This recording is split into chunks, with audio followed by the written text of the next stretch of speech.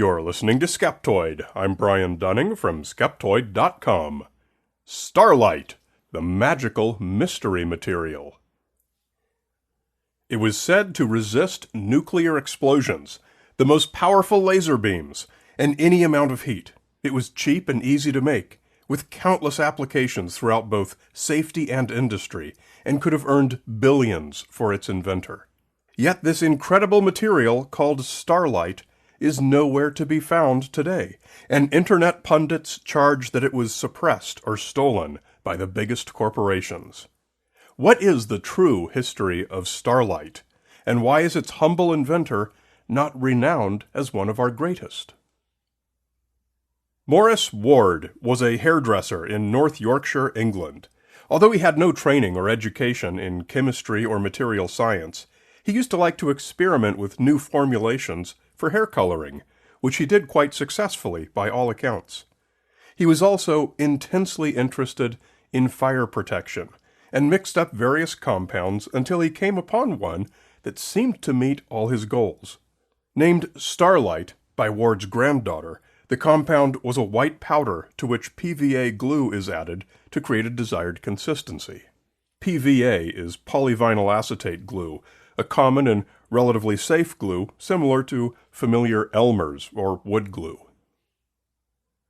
Ward had a few fits and starts, showing it off to people he knew, always with the same demonstration. He took a raw egg, plastered it over with Starlight, and pointed a blowtorch at it for several minutes. Then he'd ask someone to pick it up, who found it perfectly cool to the touch, and crack it open, showing that the egg was still raw. It hadn't been cooked at all, being perfectly protected by that thin coating of Starlight. Finally, Ward's big break came. In 1990, the BBC television show Tomorrow's World did a segment on Starlight, performing the exact same egg trick, and promising that the material would revolutionize everything from the military to commercial and space travel. Sir Ronald Mason, a retired former chief scientific advisor to the Ministry of Defense, saw the show and decided to join Ward in the Starlight project. Through his connections, Mason was able to arrange some tests by the UK's Defence Research Agency.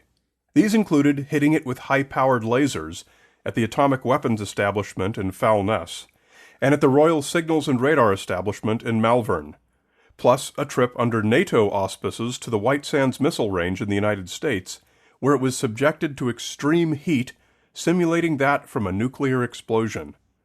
Ward and Mason reported that Starlight withstood all of these. Glowing reports in hand, they set out to commercialize it as the newest miracle product. A barrage of press releases in 1993 resulted in articles in respected publications such as Business Week and Jane's International Defense Review, which trumpeted these positive results. They soon found another champion, a man named Rudy Naranjo, an engineering manager at NASA. In 1997, Naranjo directed their major subcontractor, Boeing, to perform a series of tests on Starlight to see if it might be useful to NASA. These tests, the results of which are detailed in a 33-page report, were conducted in December 1997 at 2 Boeing facilities and considered 3 potential applications, using about 15 various formulations of Starlight. The first test was resistance to lasers, and it was found that most Starlight variants performed as well as existing materials. The conclusion from this phase of testing is that Starlight has successfully demonstrated proof of concept for resisting high-energy lasers. The second was as a fire and thermal barrier, and again, most Starlight formulations performed as well as existing materials. The conclusion from this phase of testing is that Starlight has successfully demonstrated proof of concept as a fire and thermal barrier. The third application was as a flame-proof liner for airliner cargo bays, and here it stumbled a bit. Only some formulations worked, and then only when applied much more thickly than conventional materials. The conclusion from this phase of testing is that Starlight has only partially demonstrated proof of concept as a cargo bay liner protectant, and that further testing is required to achieve full demonstration. Nevertheless, following the Boeing tests, there appeared a 4-page memo on NASA stationery, purportedly written by Naranjo, that gives Starlight the highest praise imaginable. This memo is widely available online and is waved by Starlight's advocates at every turn. However, the NASA memo is where the Starlight story ended. Ward never managed to sell Starlight to Boeing or NASA or anyone else. He never gave away the formula, and when he died in 2011, it's said the secret died with him. Today, that secret is with StarlightTechnologies.org, a guy who says Ward shared the formula with him before he died, and he now wants Ward's daughters to, quote, realize the dream of Starlight. His website is a collage of Bible verses, random music videos from YouTube, a completely empty crowdfunding campaign, and ranting conspiracy theories. Starlight is the most important invention of all time that you have never heard of. Stolen by the Boeing Company, NASA, and the FAA. Media organizations have refused to investigate and tell the story for over 10 years. Another company, ThermoShield, also makes similar claims about having obtained the formula from Ward's family. Their website's a bit cleaner. In fact, throughout YouTube and the rest of the internet, you can find similar conspiratorial claims. Ward is often afforded a sort of mystical superhero status, like that given to Nikola Tesla by alternative science believers. The StarlightTechnologies.org guy calls Ward's failed attempts to sell Starlight the biggest David versus Goliath story of all time. I'll let you in on where my head was when I began to research the Starlight story. After reading everything, I found Ward's to be a familiar story. A lone amateur inventor, working in isolation with no collaboration from relevant experts, claims an incredible discovery beyond the abilities of all the world's top scientists. But some conspiracy of powerful corporations suppresses it and prevents him from realizing any profit. Most specifically, I was thinking of the old hemp conspiracy theory. The claim here, promoted mainly by marijuana enthusiasts, was that industrial hemp was a superior raw material from which to manufacture virtually any kind of product, so all the big chemical companies conspired to have it banned. The truth, however, as discussed in Skeptoid number 401, is that the tiny amount of industrial hemp grown is due not to any conspiracy, but simply to the fact that it isn't all that useful of a product. There are better alternatives for every potential application. This guided my expectation of where I thought the Starlight story might lead. If every big chemical company in the world turned down Ward's invention, I expected to find out early on that Starlight simply wasn't very exceptional. That is, of course, exactly what came out in the Boeing report. A few formulations occasionally performed better than conventional materials, most at best matched their performance, and others failed. It's noteworthy that in the version of the Boeing report available online at StarlightTechnologies.org, only 23 of its 33 numbered pages are included. What's missing, and why? There are other reasons we shouldn't be surprised that Boeing did not recommend Starlight to NASA for anything, besides its failure to outperform existing materials.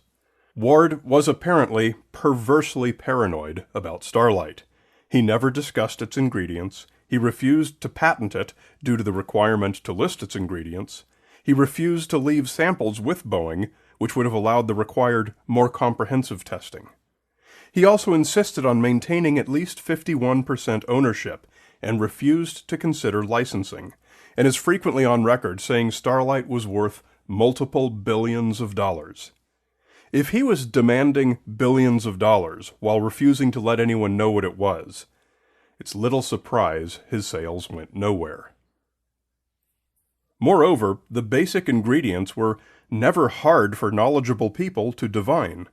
Besides the PVA glue, lots of guys on YouTube have replicated the egg demonstration with ingredients as simple as cornstarch and baking soda, or even just powdered sugar. Mick West, on his website Debunking, showed video of a number of such tests he did himself, and concluded, The egg thing is absolutely a party trick. Pretty much any white paste you apply to an egg will protect it from cooking for 3 minutes. In 2018, Ward's daughters brought a sample to materials scientist Mark Miodownik at University College London for a BBC video. He put their Starlight to the torch and explained how such materials work. The Starlight is a paint, like a white viscous liquid. Once it's set hard, if you apply a heat, and we applied a blowtorch to it, the material itself chars and becomes carbon, and that then becomes this expanding foam of carbon. Now, carbon is a very high melting point material. It's incredibly thermally resistant, and so you have this very low density foam made of a very high temperature resistant material. Such paints are called intumescent paint, and they've been around and been used for fire protection for a long time. The first one was patented in 1948. Morris Ward may have developed a fine one, but by no means was it revolutionary. However, we do have cause for concern that Ward's Starlight may have been even less than that. Recall that NASA memo, the 4 pages on NASA stationery, addressed to nobody, signed by nobody, but giving the most grandiloquent sales pitch in history, stating that Starlight has, quote, the potential to revolutionize contemporary warfare, modern industry, commercial transportation, even the space program. Well, it turns out that memo is fake. We know this because actual NASA memos do spell National Aeronautics and Space Administration correctly on their letterhead. This one's missing an S. And they use the actual NASA logo, called the meatball insignia, not a slightly off, mocked-up version with a font that's not even close. The actual meatball insignia is so widely available online that it's hard to grasp how someone could have faked this so badly. But the main point is, it's fake. This letter did not come from NASA, and whoever created it tried to deceive us into thinking that it did. This gives us cause for grave skepticism about all the other documents used to support the Starlight story, including the Boeing report. Excluding documents that come from the various Starlight websites, I found only a single reference to anyone from Boeing mentioning it. It was a 2002 interview with Alan Atkins, then a vice president at Boeing Phantom Works, published in the Tennessee Tech quarterly Visions, and even it does not mention Starlight by name. Discussing a variety of fireproofing technologies Boeing had looked at, Atkins said, "We coated an egg with a layer of material about the thickness of peanut butter you'd put on a sandwich. Then we put a blowtorch to it for a couple of minutes until it glowed red. Immediately after the flame was removed, you could hold the egg in your hand, and when we broke the egg open, it was still raw." No lasers, no simulated nuclear blasts, no cargo bay liner tests. Just the party trick with the egg. I'm sad that the Starlight story ended in such disappointment. Now, I don't doubt that Ward created a capable intumescent coating, and I don't doubt that at least some of the tests described actually did take place. Maybe all of them did. However, after so many red flags, I have grave concerns about the reported results of all the tests, and it seems all such reports trace back to the Starlight people themselves. There's every reason to believe Ward was absolutely sincere in his desire to protect people from fire, and every reason to believe he had a natural gift for chemistry and material science. But as for the Starlight product itself, it probably deserves no special mention in the history of fire protection, so much as it does in the annals of urban legendary. And a great big legendary shout-out to Skeptoid Premium supporters Chuck Villa, Peter Graham, Ray in Redlands, and Pete Wilson. If you're not a premium member but you still want to help, please take 2 minutes to give us a review on iTunes or the podcast portal of your choice. People don't do this often enough, but it actually is an important part of the fragile podcasting ecosystem. So if you can't write a check, write a review instead. It truly will help bring new listeners to the show. You're listening to Skeptoid, a listener-supported program. I'm Brian Dunning from Skeptoid.com.